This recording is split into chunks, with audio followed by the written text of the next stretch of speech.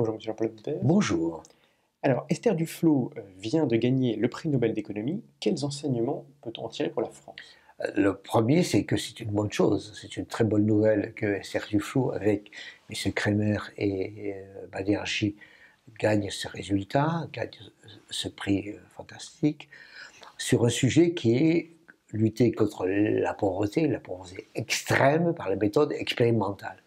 Alors vous allez me dire, la pauvreté extrême, c'est l'Inde, c'est le Cameroun. Et a priori, effectivement, la France n'est pas touchée. Non.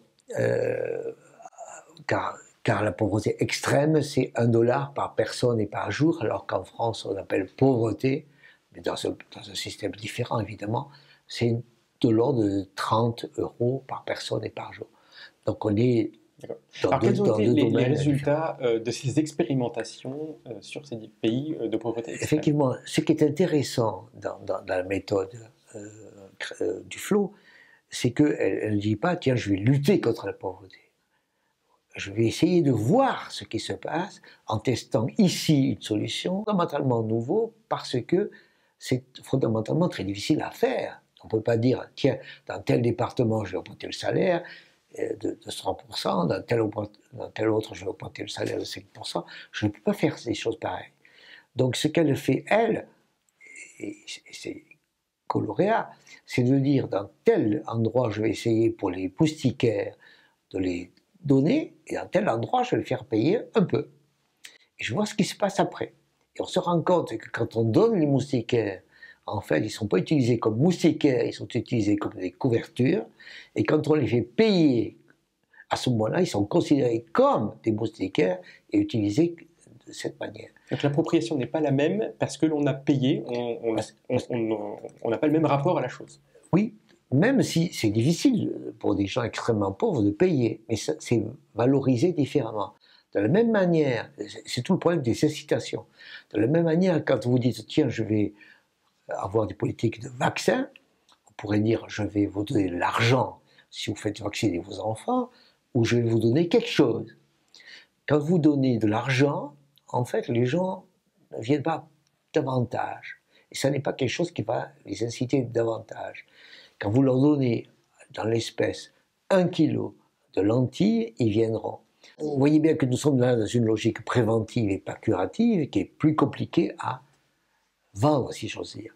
Donc cette logique-là, cette façon de présenter les choses avec faites vacciner, vous avez des lentilles, est quelque chose qui permet aux gens directement d'avoir une incitation, mais de pousser à l'acte qui sera bénéficiaire après. L'enseignement que l'on pourrait tirer de ça, c'est plus encore que le fait de donner, c'est la façon d'agir et de rendre les gens autonomes et de les rendre acteurs aussi de leur changement. Absolument. Fondamentalement, vous avez raison. C'est ça l'histoire. C'est-à-dire qu'il s'agit de lutter contre la pauvreté. Oui, en rendant les gens responsables.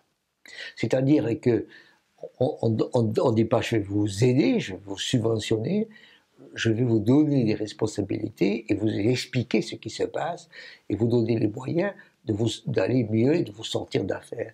Et c'est cette histoire-là qui est complètement différente de, par exemple, des logiques à la Piketty, où l'on va prendre aux riches pour donner aux pauvres, parce que les pauvres, ils vont consommer, ils ne vont pas aller mieux en tant qu'entrepreneurs, en tant que personnes qui mènent leur vie. De la même manière, quand on regarde les travaux de l'INSEE, par exemple, et de Bercy, on se rend compte à quel point, pour avoir un peu moins de pauvres, on va s'occuper des impôts, s'occuper de la CSG, s'occuper des HLM. Tout ceci, c'est du bidouillage. En réalité, ces gens-là ne seront pas créateurs d'entreprises, de micro-entreprises, ne seront pas en mesure de faire leur vie et de s'extirper de la nasse de pauvreté dans laquelle ils sont. Et donc, ce qui est extrêmement intéressant dans la méthode, c'est qu'elle est expérimentale, c'est-à-dire claire. Et pourquoi il faudrait développer ça en France, même si les situations sont différentes? Parce que ça permet de savoir exactement ce qui se passe dans les écoles, dans les centres d'apprentissage, dans les centres d'urgence. Pourquoi ça marchera ou ça marchera pas bien en faisant tel ou tel changement. Et donc, ce qui est extrêmement important dans l'expérimentation, c'est l'enquête.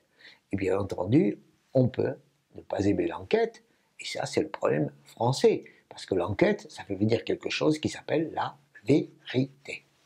Merci, monsieur Jean-Claude Boulez.